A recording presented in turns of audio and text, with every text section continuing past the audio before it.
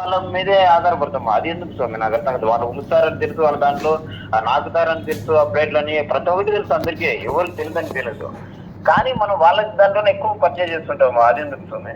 ఆయన కొద్దిగా తగ్గించలేమా? స్వాభిమానం అనేది వస్తే అన్నీ వస్తాయా? దైవభక్తి లేను నమ్మచ్చు, దేశభక్తి లేను నమ్మకూడదు. దేశం పట్ల భక్తి ఎప్పుడు వస్తుంది? బాల్యం నుంచి చెబితే వస్తుంది. ఈ దేశానికి ఎవరు అన్యాయం చేశారు, ఈ దేశాన్ని ఎవరు మొక్కలు చేశారు, నువ్వు ఎప్పుడైనా నేర్పించావా? ఎప్పుడైనా చెప్పావా? గాంధీ మహాత్ముడు అంటుంటారు. ఈ దేశం మొక్కలు అవడానికి సంతకం పెట్టినాడు మహాత్ముడు ఎలా అవుతాడు? హిందువులారా, ముస్లింల చేతుల్లో చంపబడితే అది అదృష్టంగా భావించండి అన్నాడు మహాత్ముడు ఎలా అవుతాడు? మహాత్మా అంటే డెఫినేషన్ ఏంటి? నువ్వు ఎప్పుడైనా చెప్పావా? అబద్ధాలు అబద్ధాలు అబద్ధాలు తెల్ల లేస్తే దేశం పట్ల ధర్మం పట్ల అబద్ధాలు చెప్తే.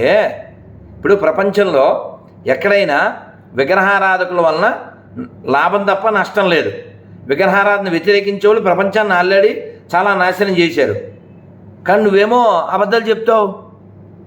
విగ్రహారాధన వ్యతిరేకించేవాడు కూడా మన విగ్రహాలు ఉండే దేవాలయాల దగ్గరే వాడు పూలు పండ్లు కొబ్బరికాయలు అమ్ముకుని బతుకుతున్నాడు.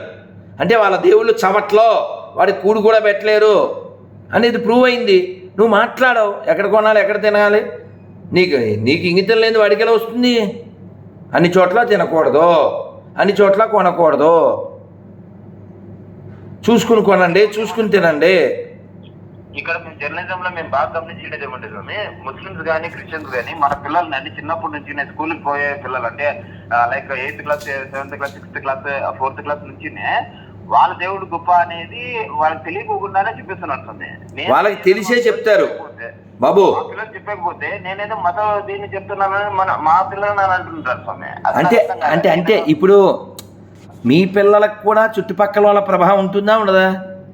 ఉంది స్వామి. ఇప్పుడు ఎప్పుడైనా స్టార్టింగ్ అనేది మొక్కే వంగనేది మానే వంగుతుందా? నిజం మాట్లాడదాం, నిజం చెబుదాం. ఎవడు నచ్చినా నచ్చకపోయినా రానా పొడుగ్గా ఉంటాడు. బ్రహ్మానందం అనేటువంటి యాక్టర్తో పోలిస్తే ఆయన పొడుగ్గా ఉంటాడు. కావాలంటే పక్కన నిలబెట్టి చూపించండి. నచ్చడం మా పిల్లలే నా కొడుకే నీకు మత పిచ్చి అంటాడు స్వామి. అంటే వాళ్ళు ఎప్పుడు చెప్పారంట ఇట్లా అంటే కాదు కాదు.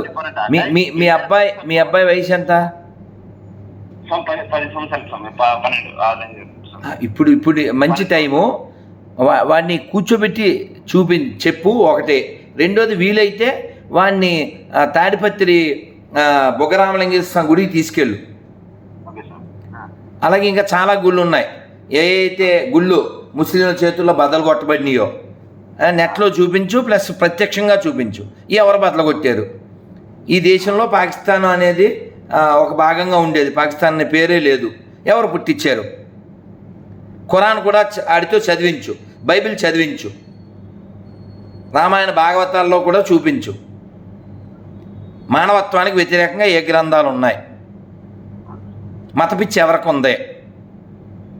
నేను రామ అనగలను, ఇదే నోటితో కృష్ణ అనగలను, ప్రైద్దాలు అనగలను, అల్లాహ్ అక్బర్ కూడా అనగలను. ఇలాగే ముస్లిం క్రైస్తవులతో అనిపించగలిగితే మత పిచ్చి లేదని మేము కూడా ఒప్పుకుంటాం. ఎక్స్ప్లెయిన్ చెయ్యి. మా కోడలు మొన్న రంజాన్కి అదేది ఫాస్టింగ్ ఉండకపోయింది. ఎవరు? మా కోడలు అంటే మా అక్క వాళ్ళ కూతురు కడపలో ఉంటారు. కాదు నాన్న, మీ అక్కైనా అక్క కూతురైనా వాళ్ళకి తెలియదు కదా. They have not taught. వాళ్ళకి నేర్పింపబడలేదు. తెలియదు కదా నాన్న, తెలియదు కదా. దర్గాలో పడుకోబెట్టిన సేవ ఉంటుంది, చర్చిలో నిలబెట్టిన సేవ ఉంటుంది. అక్కడికి స్నానం చేయక్కర్లేదు, ఎవడైనా వెళ్ళొచ్చు. కానీ గుళ్ళోకి వెళ్ళాలంటే ఎవడైనా స్నానం చేయాలి. మన నియమాలు, మన సాంప్రదాయం ఇంత గొప్పది. మన దగ్గర సేవ ఉంది, వాళ్ళ దగ్గర సేవ ఉంది. మన దగ్గర నీతి ఉంది, వాళ్ళ దగ్గర లేదు. మన దగ్గర శుభ్రత ఉంది, వాళ్ళ దగ్గర లేదు. వాళ్ళు తినే దాంట్లో వస్తారు. వాళ్ళ మతాన్ని కాదంటే కోస్తారు. ప్రపంచాన్ని చీలుస్తారు. నెట్లో చూడు, లేకపోతే ఇన్స్టాగ్రామ్లో చూడు. What happen in London, what happened already in India, what happening in India చూపించాలి, ఎక్స్ప్లెయిన్ చేయాలి, కూర్చోబెట్టాలి. ఇప్పుడు నేను ఉన్నాను, ఓపెన్గా చెప్తున్నాను కదా. ఎడారి మతాలు ప్రపంచానికి ప్రమాదం, సెక్యులరిజం భారతదేశానికి ప్రమాదం, సెక్యులర్ కుక్కలు అని చెప్తున్నాను. ఎవరినన్నా రమ్మను, నేను సారీ చెప్తాను నా తప్పు ఉంటే. కాబట్టి మనం ఎక్స్ప్లెయిన్ చేయాలి, వాళ్ళు ఎక్స్ప్లాయిడ్ చేస్తారు. లవ్ జిహాద్ ఎవరు చేస్తున్నారు? నిన్నంటే నిన్నే హుబ్బలి కర్ణాటకలో 23 ఏళ్ళ అమ్మాయిని పట్టపగలు చంపేశాడు. ఎందుకు చంపేశాడు? లవ్ జిహాదు. నువ్వు చెప్పాలి, నువ్వు చూపించాలి, ఖురాను చదివించాలి. ప్రపంచంలో జంతువులతో సంభోగం మొదలెట్టిన వాళ్ళు ఎవరో, ఇప్పటికీ దాన్ని కొనసాగిస్తున్న వాళ్ళు ఎవరో, అక్క చెక్క లేకుండా ప్రతి బౌలోను పెట్టేది ఎవరో, తినే దాంట్లో ఉమ్మేసేది ఎవరు? యూ హ్యావ్ టు ఎక్స్ప్లెయిన్ బాబా. నానా నేను జపం చేసుకోవాలి, ఉంటానే. Hare Krishna, thank you. హరే కృష్ణ, హరే కృష్ణ.